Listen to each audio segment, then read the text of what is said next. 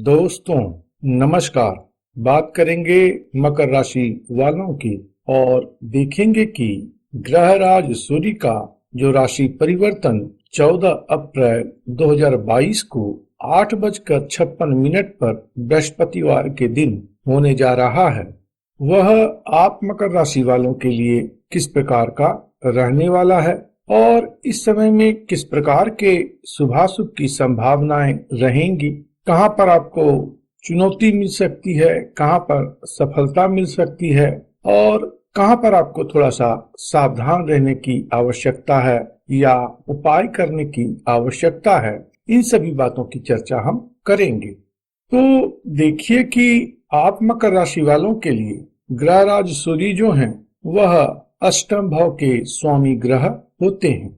अष्टम भाव जो है वह कई मायनों में विशेष है।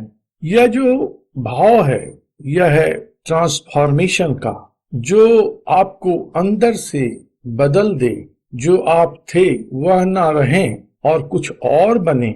यह जो क्षमता है इस भाव में होती है, यह व्यक्ति को ट्रांसफॉर्म करता है।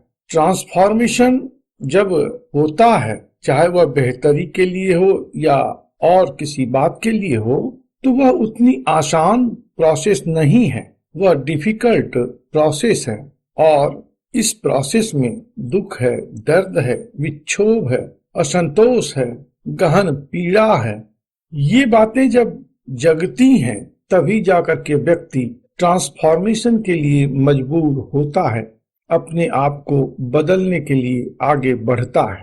तो ग्रहराज सूर्य जो हैं वह एक एडमिनिस्ट्रेटर हैं और इस बात के लिए आपको यह एडमिनिस्टर करते रहते हैं कि अपने आप में आपको बदलाव लाना है और यह जरूरी है आपके सफलता के लिए, क्योंकि सूर्यदेव जो हैं वह सफलता के ग्रह होते हैं।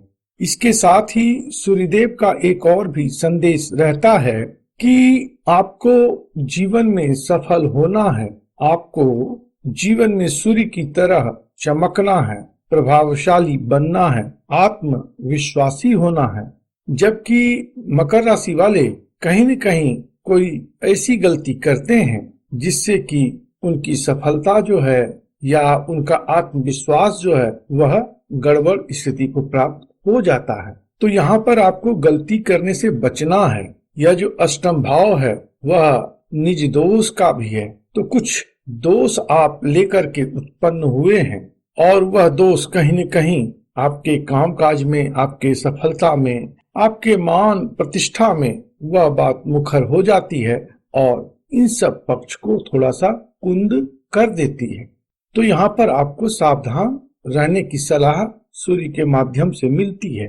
अब यही सूर्यदेव जो हैं वह प्रति माह अपना राशि परिवर्तन करते हैं और इस क्रम में इनका संचार होते होते अब 14 अप्रैल को आपके चतुर्थ भाव से सूर्यदेव का संचार होगा। यहाँ पर मेष राशि पड़ती है आपके जन्म कुंडली में और सूर्यदेव उच्च के होंगे। तो यह समझिए कि गलती वाले भाव के या दुख वाले भाव के, दर्द वाले भाव के स्वामी जो है वह उच्च के हो रहे हैं आपके मन के भाव में, माता के भाव में, भूमि, भवन और वाहन के भाव में। तो गलती इस समय में बड़ी हो सकती है, यह एक संभावना है। वह क्यों है?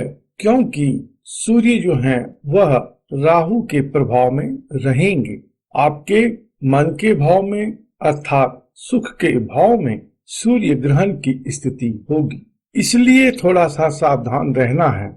यहाँ पर आप गलती कर सकते हैं भूमि, भवन, वाहन को लेकर के, माता को लेकर के, पिता विषयक बातों को लेकर के, घरेलू सुख शांति को बनाए रखने के क्रम में भी कुछ आपसे गलती हो सकती है, जिससे कि डोमेस्टिक फ्रंट पर अशांति आपको मिल जाए या मन का जो है सुख चैन वह खराब हो जाए, इस प्रकार की संभावना रहती है। यह जो समय खंड है लगभग 1 माह का है और इस समय खंड में डोमेस्टिक फ्रंट पर कुछ प्रॉब्लम रहता है, लड़ाई झगड़े की संभावना रहती है। माता से लड़ाई झगड़ा हो सकता है, पत्नी से, स्पाउस से लड़ाई झगड़े की संभावना रहती है। जो आपके हित परिजन हैं, मित्र हैं, उसके साथ भी मनमुटाव की स्थिति रहती है। जो आपके प्रेमी जन हैं, जिससे आप प्रेम करते हैं, उनके साथ भी कुछ मनभेद या मतभेद इस समय में मुखर हो, इसकी संभावना रहती है। पिता के लिए यह अष्टम भाव होता है, तो पिता विषयक बातों के लिए भी इस समय में प्रॉब्लमेटिक स्थिति हो सकती है। चाहे वह पिता के स्वास्थ्य की बात को लेकर के हो, उनके कामकाज को लेकर के कोई बात हो, या आपके साथ उनका जो संबंध है, आपकी जो ट्यूनिंग है, ये सभी बातें कुप्रभावित इस समय में हो सकती हैं। प्रॉपर्टी मैटर में इस समय में लड़ाई झगड़े की संभावना हो सकती है और कोई बड़ी गलती आप कर सकते हैं। कोई ऐसा जगह जमीन आप खरीदने की सोच सकते हैं जो कि डिस्प्यूटेड हो, या धोखे से आप उसमें फंस जाएं, इस प्रकार की संभावना रहती है। और पैतृक संपत्ति को लेकर के भी इस समय में कुछ वाद विवाद की स्थिति हो सकती है, उलझन की स्थिति हो सकती है। हालांकि अगर आपके जन्म कुंडली में अच्छे ग्रह हैं चतुर्थ भाव में और सूर्य पर अच्छा प्रभाव है, तो इस समय में प्रॉपर्टी का मसला जो है वह एकाएक रिजॉल्व भी हो सकता है, उसमें कुछ बड़ा परिवर्तन भी हो सकता है, इस प्रकार की संभावना होगी। लेकिन इन जनरल जो है वह सावधान रहने की बात यहाँ पर प्रमुख है।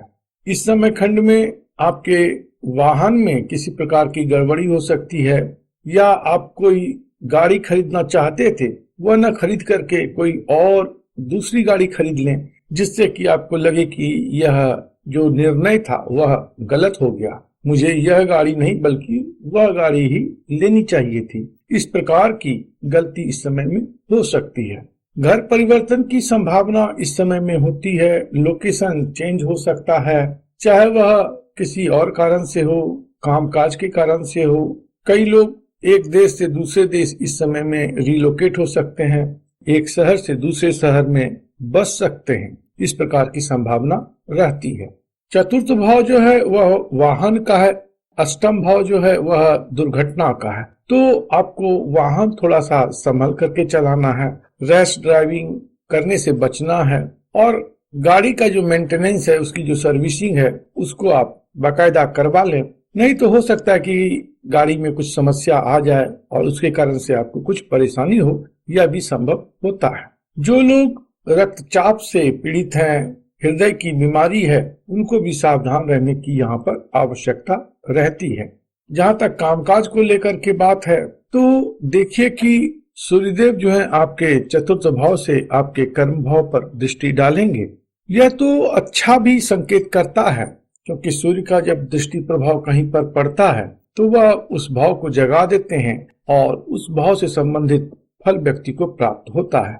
तो अगर कुंडली में अच्छी दशा चल रही हो, ग्रह योग अच्छे हों, तो इस समय में अचानक आपको पद की प्राप्ति हो जाए, आपका प्रमोशन हो जाए, अचानक आपको बेहतर काम मिल जाए, इस प्रकार की प्रबल संभावना होती है। लेकिन सावधान रहना थोड़ा सा अच्छा रहेगा, क्योंकि सूर्यदेव सिर्फ अष्टम भाव के स्वामी ही नहीं बल्कि राहु से ग्रस्त भी यहाँ पर होंगे। तो कामकाज के मामले में, अपने करियर के निर्णय में कुछ गलती आप कर सकते हैं, बड़ी गलती हो सकती है। तो बेहतर है कि जो भी निर्णय करें उस पर आप पुनर्विचार करें और अपने हित परिजन के साथ या एक्सपर्ट के साथ कुछ डिस्कशन करके तब जाकर के निर्णय लें, तो सुंदर बात होगी।